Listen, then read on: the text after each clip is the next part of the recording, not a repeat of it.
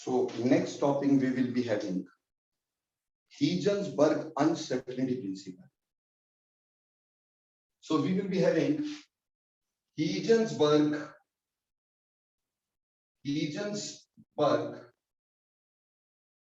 uncertainty principle. Higgins-Berg uncertainty principle. बेटा Bohr model को अगर डेप्थ लो देनी है, यानी बोहर मॉडल की ऐसी तैसी अगर किसी ने की है, तो यही एक प्रिंसिपल था जिसने बोहर मॉडल की ऐसी की तैसी, and this is called as Heisenberg uncertainty principle. अब हिगेन्सबर्ग अनसर्टेनिटी प्रिंसिपल कहता है क्या, पहले समझ लेते हैं डिटेल में, फिर उसके बाद इसके प्रॉब्लम्स को भी देखेंगे. हिगेन्सबर्ग अनसर्टेनिटी प्रिंसिपल कहता है it is impossible to measure simultaneously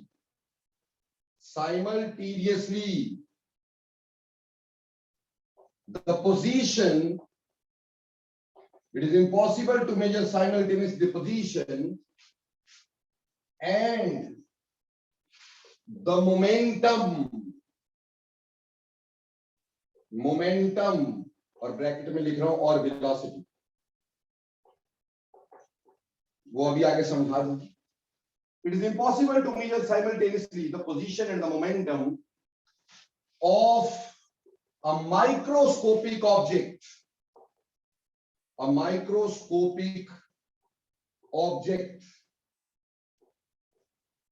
With absolute accuracy. ठीक, पहले प्रिंसिपल समझिएगा. कहता है it is impossible to measure simultaneously. The first important word is simultaneously. Simultaneously का मतलब होता है इकट्ठे. It is impossible to measure simultaneously the position and the momentum of a microscopic object. दूसरा इंपॉर्टेंट वर्ड है माइक्रोस्कोपिक ऑब्जेक्ट, और तीसरा with absolute accuracy. सो तीसरा इंपॉर्टेंट वर्ड है एब्सोल्यूट एक्यूरेसी. यानी ये क्वेश्चन, ये प्रिंसिपल कहता है कि अगर किसी माइक्रोस्कोपिक ऑब्जेक्ट या पोजीशन और मोमेंटम इकट्ठा मापना चाहो, so that is not at all possible. किसी भी माइक्रोस्कोपिक सब्सटेंस का अगर पोजीशन और वेलोसिटी, मोमेंटम की जगह स्कूल में तो तुम मोमेंटम लिख दोगे, बट एक्चुअली मास तो चलो हमें पता ही होता है, मोमेंटम होता है m into v, तो मास तो चलो हमें पता ही होता है, हमें एक्चुअली क्या नहीं मेजर कर सकते, वेलोसिटी. तो अगर वेलोसिटी और पोजीशन दोनों इकट्ठी मेजर करना चाहें, वर्ड इज साइमल्टेनियसली, इन तीनों में से एक भी शब्द उड़ाओगे ना तो 0/0 नंबर है, बिल्कुल 0 नंबर आएंगे. साइमल्टेनियस का मतलब इकट्ठे. तो कहता है कि अगर एक माइक्रोस्कोपिक ऑब्जेक्ट, ये सिर्फ माइक्रोस्कोपिक ऑब्जेक्ट के लिए है, मैक्रोस्कोपिक के लिए नहीं है. Only applicable to microscopic object, जबकि only applicable to microscopic object. अभी आपने डी ब्रॉगली पढ़ा था, मैंने कहा था de Broglie is applicable to microscopic as well as macroscopic, though उसकी सिग्निफिकेंस सिर्फ हमारे पास मैक्रोस्कोपिक वर्ड में थी, पर वो तो माइक्रोस्कोपिक के लगाई जा सकती थी, मैक्रोस्कोपिक पे भी लगाई जा सकती थी. ये सिर्फ लगाई कहां जा सकता है, माइक्रोस्कोपिक ऑब्जेक्ट पर. कहता अगर कोई माइक्रोस्कोपिक ऑब्जेक्ट होगा और आप उसकी पोजीशन और वेलोसिटी दोनों इकट्ठी निकालना चाहेंगे, वो बिल्कुल भी पॉसिबल नहीं. It is not possible to measure simultaneously the position and the velocity of microscopic object with absolute accuracy. यानी आप पोजीशन और वेलोसिटी दोनों इकट्ठे मेजर करना चाहें, और वो भी एब्सोल्यूट एक्यूरेसी के साथ, और वो भी एब्सोल्यूट एक्यूरेसी के साथ।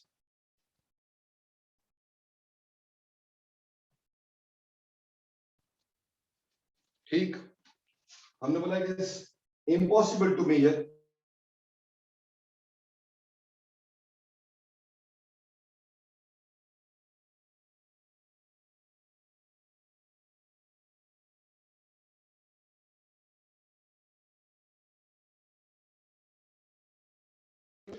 I think so. I lost my network.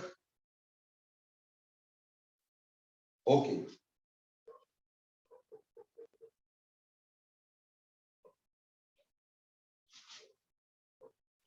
So now it is okay.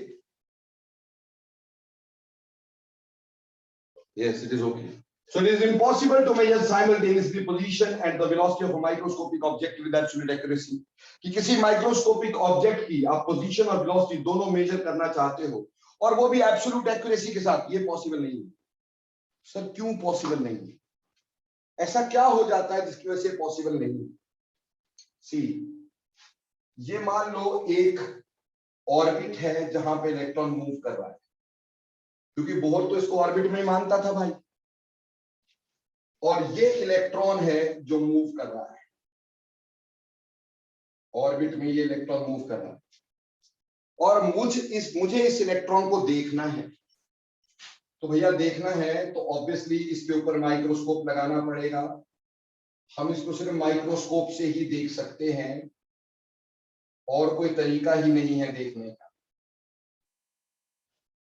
ठीक, ये माइक्रोस्कोप लगा दिया हमने। अब माइक्रोस्कोप जो होता है उसके अंदर चीज को देखना है, तो माइक्रोस्कोप करता क्या है बेटा? माइक्रोस्कोप की एक होती है रिजॉल्विंग पावर। क्या होती है? Resolving power. रिजॉल्विंग पावर, अगर तुम मेरे से पूछो कि रिजॉल्विंग पावर क्या होती है, तो मैं आपसे पूछूंगा मुझे बताइए ये कितने डॉट्स मैंने लगाए हैं। यस उदित्य, कितने डॉट्स है भाई? 2 लगाए, सभी फटाफट बोल रहे हैं। अभी बोले कितने डॉट्स मैंने लगा दिए? How many dots we have here? Okay 4, बहुत सारे बच्चे लिख रहे हैं। Now tell me how many dots are there?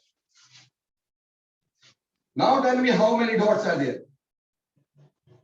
अरे यार कैसे बोल रहे हो आप? नॉट श्योर, क्योंकि अब हमारी eye, we are not sure because अब हमारी आई जो है वो इसमें डिस्टिंग्विश नहीं कर पा रही है। तो रिजॉल्विंग पावर होती है capacity to distinguish, capacity to distinguish between 2 close points. 2 close points को अलग अलग देखने की जो कैपेसिटी होती है, ठीक, उसको अपन रिजॉल्विंग पावर बोलते हैं। जैसे हमारे आई की भी कोई रिजॉल्विंग पावर होती है, वो 2 क्लोज डॉट्स को कहीं तो देख सकता है, अब ऐसी जगह पे नहीं देख सकता। हर एक ऑप्टिकल इंस्ट्रूमेंट की अपनी रिजॉल्विंग पावर होती है, और जो रिजॉल्विंग पावर होती है it is inversely proportional to wavelength used. Obviously microscope के नीचे देखने के लिए हमें यहां पे लाइट तो डालनी ही पड़ेगी ना।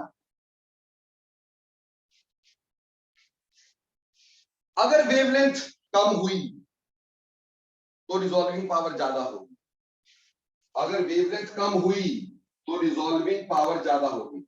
ये कोई रट्टा मारने की लोड़ नहीं है। वेवलेंथ कम, एनर्जी ज्यादा, एनर्जी ज्यादा होगी तभी तो क्लियर दिखाई देगा। एक अंधेरे कमरे में काली बिल्ली ढूंढनी है जो सोई हुई आंखें बंद कर।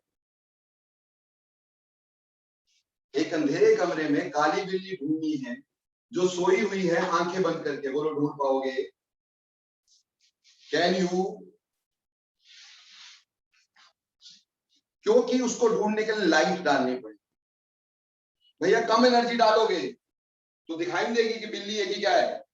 हो सकता बंदा उससे यार चूहा सा बैठा हुआ है। ठीक, हमें ब्राइटर लाइट यानी कि ज्यादा एनर्जी डालनी, तो अगर किसी चीज को क्लियर देखना है तो एनर्जी ज्यादा डालनी होगी, एनर्जी ज्यादा डालनी होगी यानी वेवलेंथ कम।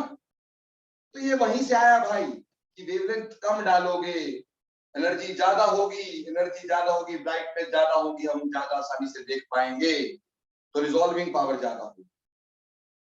तो यानी इलेक्ट्रॉन को देखने के लिए हमें शॉर्ट वेवलेंथ का यूज करना होगा। अगर वेवलेंथ शॉर्ट हुई तो एनर्जी ज्यादा होगी, एनर्जी ज्यादा होगी तो इलेक्ट्रॉन एब्सॉर्ब दैट एनर्जी। अगर वो एनर्जी एब्सॉर्ब करेगा तो चलो कहीं पे भी पहुंच गया, पोजीशन क्लियरली दिख गई, लेकिन उसकी एनर्जी एब्सॉर्ब करने से वेलोसिटी चेंज हो गई कि नहीं हो गई? वेलोसिटी चेंज हो गई। तो क्या उसकी वेलोसिटी देख पाए? पोजीशन तो देख ली सर, जब हम बाहर से एनर्जी देते तो इलेक्ट्रॉन ही जंप कर जाता है, कर गया यार जंप, पर जहां पहुंचा वहां पोजीशन तो देख सकोगे, पर उसकी वेलोसिटी क्या वो वाली देख सकते हो जो पहले थी? और मान लो लाइट इतनी की है, ठीक है जी, तो बेसिकली जब भी आप लाइट डालते हो, ठीक, तो इलेक्ट्रॉन या कोई भी microscopic object, I will not say about electron only, any microscopic object will absorb that energy. उसकी एनर्जी बढ़ेगी, एनर्जी बढ़ेगी तो वेलोसिटी बढ़ेगी। तो आप पोजीशन तो देख लोगे लेकिन वेलोसिटी नहीं देख पाओगे। दूसरी बात, अगर आपको वेलोसिटी नहीं बढ़ानी है तो आप वेवलेंथ ना यूज करो, तो क्या चीज दिखाई देगी? तो दिखाई नहीं देगी। तो भैया कोई भी माइक्रोस्कोपिक ऑब्जेक्ट हो, उसको अगर देखना है तो उसकी पोजीशन और वेलोसिटी इकट्ठी नहीं देखी जा सकती, क्योंकि उसकी पोजीशन देखने के लिए लाइट चाहिए, लाइट डालोगे लाइट एब्सॉर्ब करके उसकी वेलोसिटी चेंज हो जाएगी, तो भैया वेलोसिटी नहीं देख पाएंगे। और अगर वेलोसिटी देखनी है तो लाइट नहीं डालनी पड़ेगी, तो पोजीशन नहीं देख पाएंगे, दोनों इकट्ठी नहीं देख पाएंगे। तो हिजनबर्ग ने बोर से पूछा, बोर भैया आपने तो ये भी बताया कि इलेक्ट्रॉन इस ऑर्बिट में मूव कर रहा है, ये पोजीशन भी बताई, और फिर ये भी बोला कि उसकी वेलोसिटी भी इतनी होगी। भाई मेजर कैसे की? जब हम दोनों चीजें इकट्ठी मेजर कर ही नहीं सकते हैं तो आपने कैसे कर ली? So here Bohr model, you can say fallen down, यहां से बोर मॉडल की ऐसी की तैसी हो गई, क्योंकि उसने पोजीशन और वेलोसिटी दोनों इकट्ठी बताई, जो कि हम जिंदगी में कभी नहीं कर सकते। बोलो बेटा, हिजनबर्ग अनसर्टेनिटी प्रिंसिपल की थ्योरी समझ में आई कि नहीं आई? जल्दी बोलना।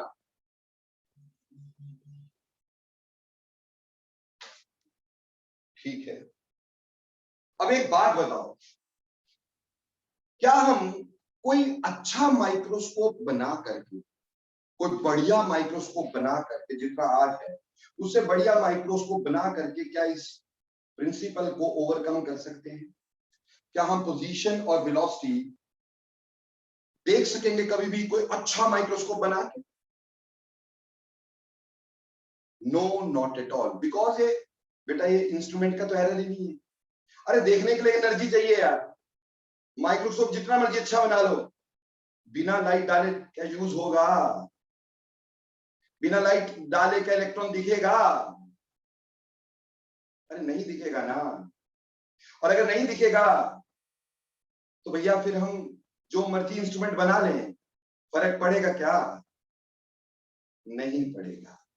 तो कहने का मतलब ये है कि भाई सिंपल सी बात है, ये कोई इंस्ट्रूमेंट का एरर नहीं है। आप बोलोगे ये कोई इंस्ट्रूमेंट का एरर नहीं है, ये तो हमारी मजबूरी है कि माइक्रोस्कोपिक ऑब्जेक्ट को देखने के लिए लाइट डालनी ही होगी। इंस्ट्रूमेंट जैसा मर्जी बना लो, we can never overcome this principle. और इसलिए बोर का मॉडल बिल्कुल गलत है, हम कुछ नहीं कर सकते, हम दोनों पोजीशन और वेलोसिटी इकट्ठी नहीं देख सकते थे, ये पॉसिबल ही नहीं। अब देखो बेटे, मान लेते हैं इसकी ये पोजीशन x है और वेलोसिटी मान लेते हैं इसकी, या मोमेंटम मान लेते हैं p। जब हमने देखा तो इसकी पोजीशन चेंज हो गई, तो चेंज पोजीशन यानी जो अनसर्टेनिटी आई, श्योरिटी से नहीं माप सकते, हम अनश्योर होके तो बोल सकते यहां कहीं होगा, है ना? तो हम हमने इसकी अनसर्टेनिटी की पोजीशन ले ली डेल्टा एक्स, तो डेल्टा एक्स को बोला गया uncertainty in position, uncertainty in position, so delta x is uncertainty in position and हमने मोमेंटम की अनसर्टेनिटी ले ली डेल्टा p, यानी जो हम अनसर्टेन है मोमेंटम के लिए उसकी अनसर्टेनिटी इन मोमेंटम, मोमेंटम की अनसर्टेनिटी ले ली डेल्टा p। ठीक है जी। अब इन्होंने डिराइव किया, हिजनबर्ग ने कहा कि delta x into delta p is greater than equal to h upon 4 pi, यानी uncertainty in momentum and uncertainty in position is greater than equal to h upon 4 pi, कि दो अनसर्टेनिटी का sum, sorry दो uncertainty का product h by 4 pi से ज्यादा हो सकता है, बराबर हो सकता है, पर कभी भी कम नहीं हो सकता। इसका मतलब यह है कि अगर एक चीज की अनसर्टेनिटी को कम करो, आपने डेल्टा एक्स की अनसर्टेनिटी कम की, यानी पोजीशन सर्टेनली माप ली, करेक्ट हो गई, अगर इसको कम करो तो ये बढ़ेगी, क्योंकि वैल्यू छोटी तो हो नहीं सकती,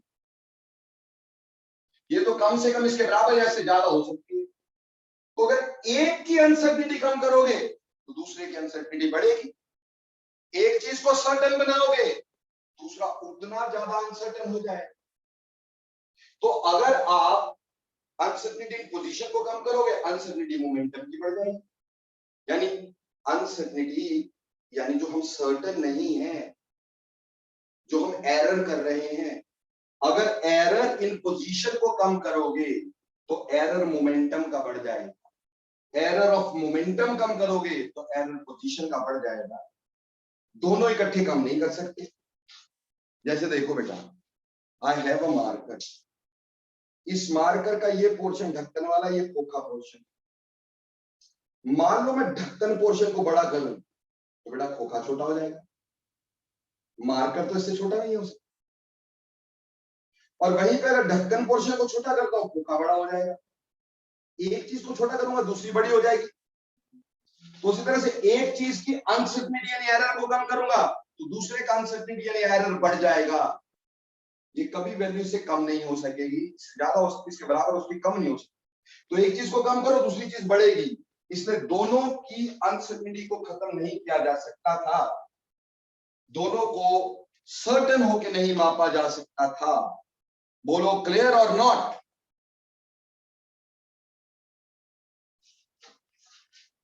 अब देखो बेटे, हमें ये भी पता है कि मोमेंटम जो होता है वो m इंटू v होता है। So put this here, delta x into delta mv is greater than equal to h upon 4 pi. देखो भाई, मास अनसर्टेन नहीं होता, मास तो किसी भी चीज का सर्टेनिटी से निकाला जा सकता है, इसलिए मास क्या है, डेल्टा नहीं लगेगा, डेल्टा चेंज शो करता है, इसको यहां ले आएंगे तो delta x into m delta b is greater than equal to h upon 4 pi.